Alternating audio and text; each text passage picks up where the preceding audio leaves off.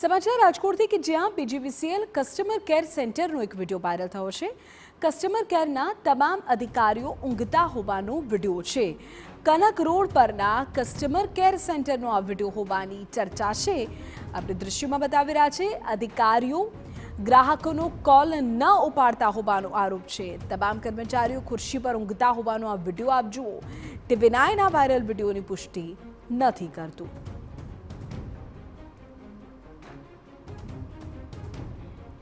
તો PGVCL customer કેરના video viral થવા મુદ્દે વધુ વિગતો સામે આવી રહી છે।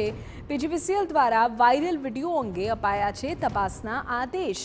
આ વાયરલ વિડીયો ક્યારનો છે તે અંગે તપાસ હાથ ધરાઈ છે। વિડીયો બે મહિના પહેલાનો હોય એ પ્રકારની આશંકા વ્યક્ત થઈ રહી છે। પીજીવીસીએલનું નિવેદન છે કે તપાસ બાદ કાર્યવાહી કરવામાં આવશે।